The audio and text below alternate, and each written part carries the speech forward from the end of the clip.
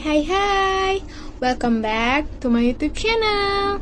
This video explain about manajemen, kurikulum, dan pembelajaran.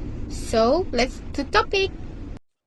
Topik pada video kali ini berisi 5. Yang pertama, pengertian kurikulum dan pembelajaran. Kedua, konsep dasar manajemen kurikulum dan pembelajaran. Ketiga, prinsip-prinsip pengelolaan. Keempat, landasan pengembangan kurikulum. Serta yang kelima, peran dan tugas kepala sekolah dalam manajemen kurikulum dan pembelajaran. So, mari kita bahas satu persatu. Menurut Sukma Dinata tahun 2001 halaman 4, kurikulum merupakan suatu rencana pendidikan memberikan pedoman dan pegangan hidup tentang jenis, lingkup, dan urutan isi, serta proses pendidikan. Kurikulum mempunyai kedudukan sentral dalam seluruh proses pendidikan. Kurikulum mengarahkan segala bentuk aktivitas pendidikan demi tercapainya tujuan-tujuan pendidikan. Namun, menurut Sutopo tahun 2009 halaman 3, ia membedakan pengertian kurikulum menjadi 2, yaitu pengertian tradisional dan pengertian modern.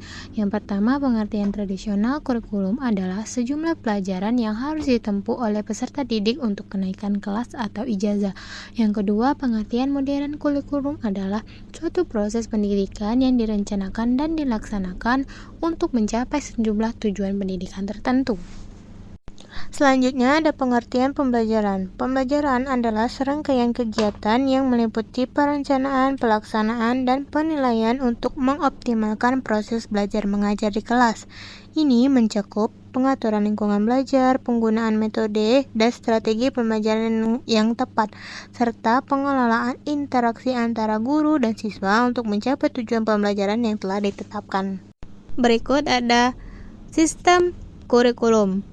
Menurut Teguh Triwiyanto, manajemen kurikulum dan pembelajaran merupakan salah satu substansi utama dalam manajemen pendidikan. Dalam pandangannya, manajemen pendidikan adalah proses yang komprehensif yang mencakup berbagai aspek, dan manajemen kurikulum dan pembelajaran adalah salah satu fondasinya. Nah, berikut melibatkan sistem seperti 1. Perencanaan yang matang, merumuskan tujuan pembelajaran yang jelas, memilih materi pembelajaran yang relevan, dan menentukan strategi pembelajaran yang efektif. Lalu, pengorganisasian yang baik, menyusun kurikulum secara sistematis dan logis, serta mengelola sumber daya pembelajaran secara efisien. Ketiga, pelaksanaan yang terarah, penerapan kurikulum di kelas dengan menggunakan metode dan teknik pembelajaran yang sesuai dengan karakteristik siswa. Lalu yang terakhir, evaluasi yang berkelanjutan, melakukan penilaian secara berkala untuk mengukur pencapaian hasil belajar siswa dan memperbaiki pembelajaran. Pengelolaan kurikulum sendiri membutuhkan prinsip-prinsip pengelolaan yang baik untuk mencapai mutu pendidikan yang telah ditentukan. Terdapat beberapa prinsip dalam pengelolaan kurikulum, di antaranya. Pertama, produktivitas, artinya hasil yang akan diperoleh dalam kegiatan kurikulum merupakan aspek yang harus dipertimbangkan dalam proses pengelolaan kurikulum. Yang kedua, demokratisasi. Ini menitik beratkan pelaksanaan pengelolaan kurikulum harus berdasarkan pada demokrasi yang penempatan pengelolaan pelaksanaan peserta didik pada posisi yang seharusnya dalam pelaksanaan tugas dengan penuh tanggung jawab untuk mencapai tujuan kurikulum. Yang ketiga, kooperatif. Kooperatif artinya untuk memperoleh hasil yang diharapkan dalam kegiatan pengelolaan kurikulum dan pembelajaran, perlu adanya kerjasama yang positif dari berbagai pihak yang terlibat.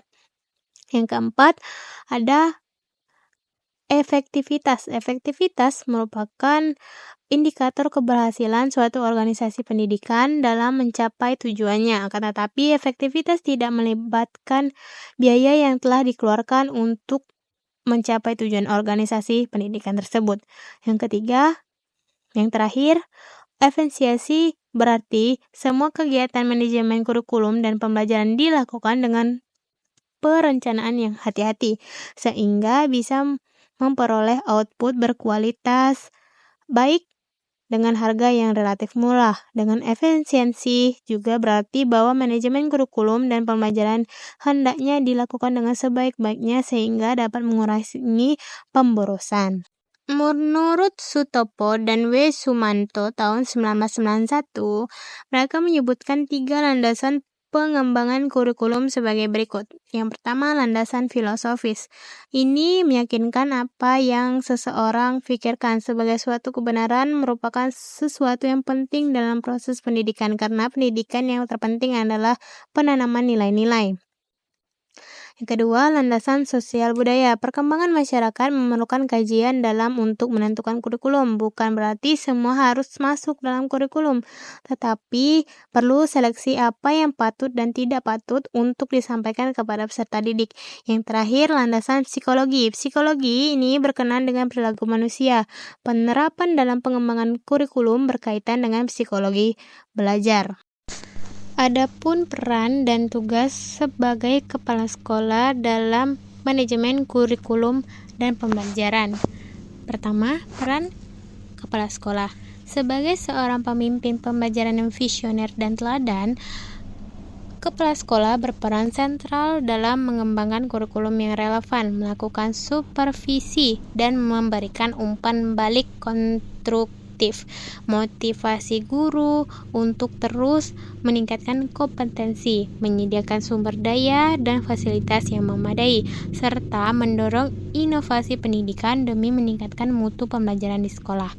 Selanjutnya ada tugas kepala sekolah. Tugas kepala sekolah bertugas merencanakan kurikulum, mengorganisasikan pembelajaran, melaksanakan supervisi, mengevaluasi pembelajaran, mengembangkan profesionalisme guru, menciptakan iklim akademik yang kondusif, pengelolaan sumber daya pembelajaran, dan menjalin kemitraan dengan masyarakat demi meningkatkan mutu pendidikan di sekolah.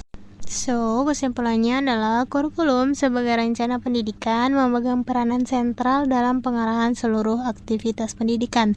Sementara manajemen pembelajaran merupakan serangkaian kegiatan terencana yang bertujuan untuk mengoptimalkan proses pembelajaran mengajar di kelas, sehingga tujuan pendidikan yang telah ditetapkan dalam kurikulum dapat tercapai secara efektif. Singkatnya, kurikulum memberikan arah, sedangkan manajemen pembelajaran memastikan arah tersebut dicapai dengan baik.